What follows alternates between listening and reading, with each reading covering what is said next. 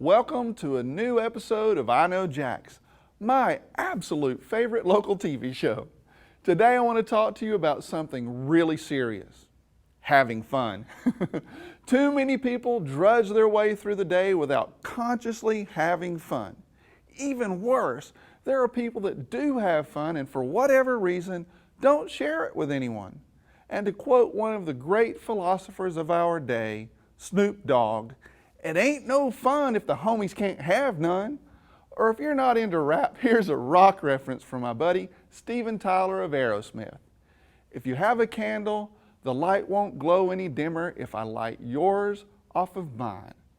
So what I'm trying to say is, have fun and share it. It's amazing how much easier and happier life is when you can share the fun. That is the whole purpose of I Know Jax. Just share the fun. It's simple. Inject more fun into your life and share it with someone. Spread the love. If that sounds like something you share with me, by all means, go to iknowjax.com. Sign up for the newsletter and of course, keep watching all the cool reports we do here on the show. Like this one, for example.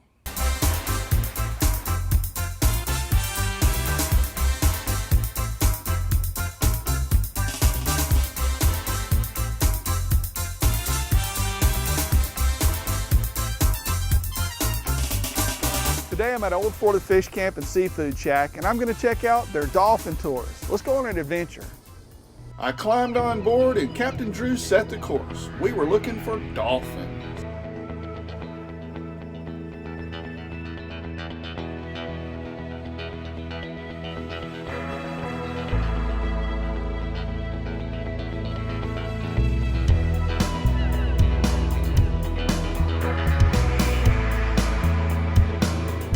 It didn't take long before we spotted dolphins.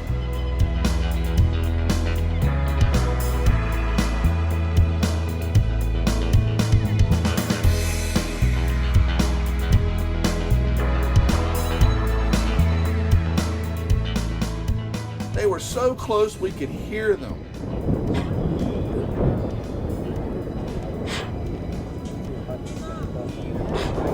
It's also mating season.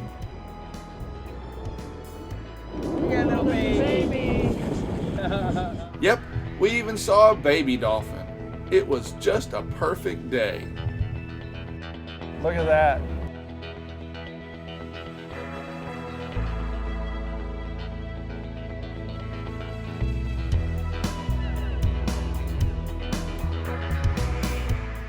When they say you're going to get up close and personal with dolphins on the dolphin tour, they really mean it. Look at this.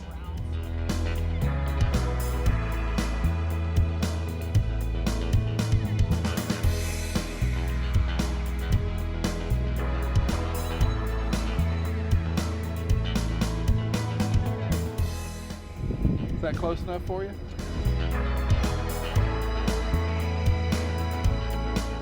I'm a big dolphin fan, so I was really looking forward to the dolphins. We saw the pink, I forget the name of them. The spoonbills. The spoonbills, the ones that look like flamingos, they were neat. And then as we came closer in, we saw the dolphins. Didn't take too long, did it? Not long at all. I know you were a little impatient there in the beginning. You're like, okay. Yeah, I was like, where are they? But we finally saw them. They did a few tricks for us. You know, I learned something. We saw probably a total of like 5 or 6 dolphins today, and it was really cool. Did you see any babies? No, but they were making babies. That was a lot of fun. Now I'm going to go up and sit on the deck, have some food, and maybe a cold drink too.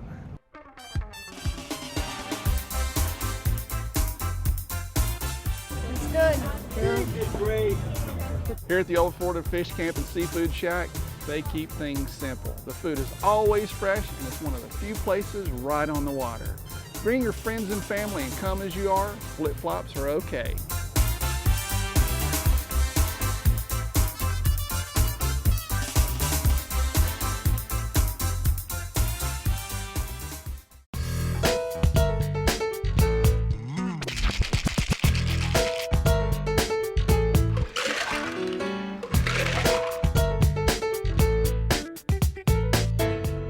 down to Campeche Bay and met with my drinking buddies Fawn and Lindsay to try out what kind of concoctions master mixologist Brian comes up with. First up is the double-fisted top shelf margarita. Brian adds premium tequila and orange liqueur and ice into the mixer. Then he adds orange juice, a little lime juice, and tops it off with sweet and sour.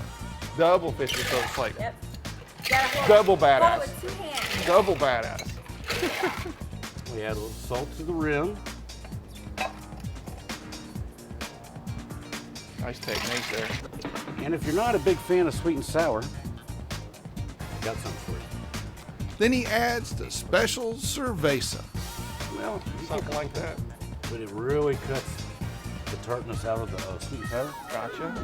Then we add a little famous French orange liqueur. Oh, a little floater there. Top it off. Nice. And there you go. Ladies first. Double-fisted top shelf Corona-Rita. Yum. Next up, the Mango Tango. Brian adds mango vodka, coconut rum, cranberry, and pineapple juice. Then he mixes it up and then garnishes the drink. It's summertime in a glass. It's a tango-y mango-y. Well, since it's your favorite, we're gonna let you go. Not too bad. I'm hanging out with my buddy Kris Chislett, the wine guy at Green Man Gourmet, and today he's gonna educate me about something really cool. What is it? It's sulfites. Not cool. No, not cool. No, not really cool. boring, right? Really boring word. Don't turn the channel yet. Yeah, Hang no, on. seriously, this is going to get really All right. interesting. I promise. Contains sulfites. Contains sulfites. I'm sure you've seen words, that on the yes, I got contains sulfites on the back of a bottle of wine. A lot of people have this idea that sulfites are the cause of their headache. You know, I had 3 bottles of It's wine last not. night and woke No. up this morning and I Just had 3 this bottles? huge headache. I don't you know, understand that. like they're blaming the sulfites on the actual wine itself. So. This sulfite headache, you know, on the back of a label it says contains sulfites, but it doesn't give any kind of description as to what sulfites are or any of this They're thing. bad, I hear. Yeah, pretty bad. They don't cause headaches, they actually kill people, is what, having a sulfite allergy is almost, That's a bad almost thing. triggers like an asthmatic reaction. So, but to be truthful, like 2 ounces of like trail mix or dried apricots has about 10 times the amount of sulfites than wine. So people freak out about contained sulfites on, you know, a wine bottle, but they're cool with, you know, apricots and trail mix and these apricots are different kinds good of for you. things. Yeah. Well, you know, a lot of this, you know, a little bit of information, you know, people kind of freak out about that stuff. I freak as out well, about so. a little bit of information. Yeah, You've you been know. with me on how many I shows know, now? sorry, yeah, I know, he's already freaking out. So yeah, this contains sulfites, just trying to do away with the myth that sulfites actually cause, you know, headaches. That's really What not does what it cause is. the headaches? Well, there's a few different theories. A lot of, and there's More very, theories. I know, more theories, and there's very little research into it. Scientists have shown that potentially it could be the tannins actually in wine. Some scientists have shown that it could be a chemical, actually alcohol in cheaper wines or dark alcohol, actually Right. called cogenas. That actually could be the reason. That's a big word. Cogenas, yeah, how's about that? And my personal theory is it's the He's way got that a you're drinking. theory. I have a theory. I'm my own little wine scientist. I actually think it's the way that people drink wine. Like they say that, you know, for a start in Europe, you don't actually have to label contains sulfites. So people who go on vacation said, I had a wine without sulfites. Yeah. That's not how it goes. They just don't label it. Right. But also, you got to consider the way, like, you know, The when you're on cultural vacation, difference, and yeah, you know, when you go on vacation, you've got bread and water on the table and multiple food courses. Whereas here, you just get home from work, pop the cork, slam What are a you bottle, talking about? you I know, don't know and what that's you're talking yeah, about. I know, right? You're the perfect example Yeah, I know, of right? what I'm talking about. So that's kind of my theory. It's like the way that you're drinking it, but also in some of the cheaper wines. That's why Right. they potentially cause more headaches, but absolutely not the sulfites. Now, you were saying, though, that red wine is not more causing headaches more than white wine? It's actually the other way around? Well, it's Or- really not. In the sulfites in Did I actually in get white that wrong? wine, there's more sulfites actually in white wine Okay, gotcha. than there are in red wine. So that kills that all Yeah, the way. sulfites is almost like a preservative, Right. and white wines need more preservatives just Right. because to protect the colour. And they're more delicate than red You wines. said So color, in case you were wondering. colour, colour.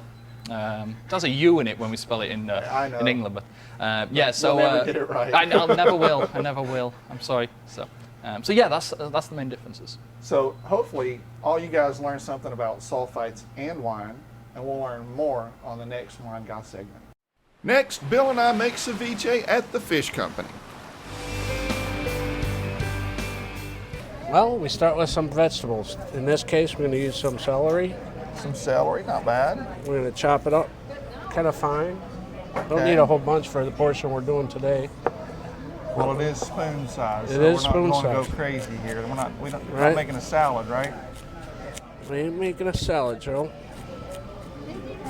Bill continued with the shallot. I wouldn't normally discard that, Joe, but For me, I'm doing it for you. The best. Special. TV. Then we take one of these babies, a little jalapeno pepper. Or habanero. I know the difference. Those are a little hotter. That'll hurt you. I like those. That's why I wear the one glove. The Michael Jackson Yeah, style. I don't want to touch those seeds. Got ya. Now we have celery, shallots, and habanero in the bowl.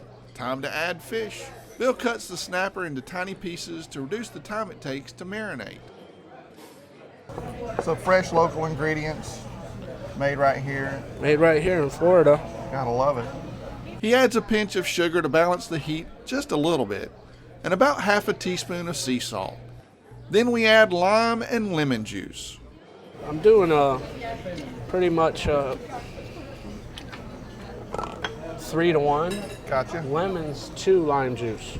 So I'm gonna ask a dumb question. Whitefish, is that a type of fish or Well, we just use several different types of types fish. of whitefish? Okay. Yeah. So one day it could be flounder, one day it could be tilapia. So a whitefish, I got you. A whitefish. Gotcha. Okay, cool.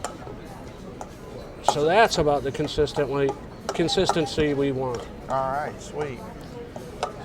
So you can see that it's already Already starting, starting to cook, yeah. All right. And the trick there is cutting it up into small pieces so you don't have to wait too long, right? That's correct. The fresh basil smells really good. What type of basil is that? That doesn't look like the regular globe basil, or Well, it's that kind of basil. that's basil. What we get from like McClenny, Florida. There's Gotcha. a little Local. herb farm there. Sweet. We're not trying to break any chopping records. No, I don't break any records of any kind. So that's we're just going to use a small amount of that basil. Oh, nice. And we are going to, we've pretty much completed the dish. So we pretty much finished our ceviche. So I'll show you how we would serve this. All right. And I'll show you how I would eat it. Because, I don't think you know, but there's the Peruvians who this recipe is based on. Right. They have a certain way of eating ceviche. Oh, I didn't know And they that. don't dip it, Okay. and they don't spoon it. They don't use chips for it. It's one bite. Slurp the whole thing down. Slurp the whole thing down. That way you get My everything. kind of people. Yeah. I like those. So you get the Peruvian guys. juice and you get everything. So we got our little toasted chip. You take the whole spoon. Dude did it right. So it's like a shot. It's a seafood shot. And it's delicious. So, not to be outdone, I'm going to have to try that too. It's a whitefish ceviche shot. He's already changed the name of it from a spoon to a shot. Dude, that's awesome. Nice heat. Fresh and easy. You get a little heat in there. I like that. We might have over habanero. No, not for me, man. You can't get it too hot. Wow.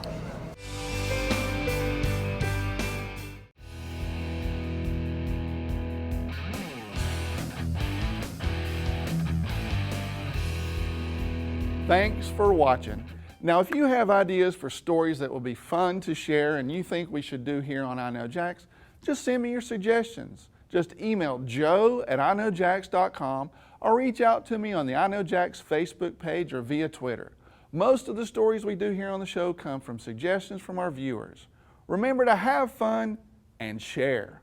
I'll be back next week with another episode of I Know Jax, and until then, I'll see you on the internet.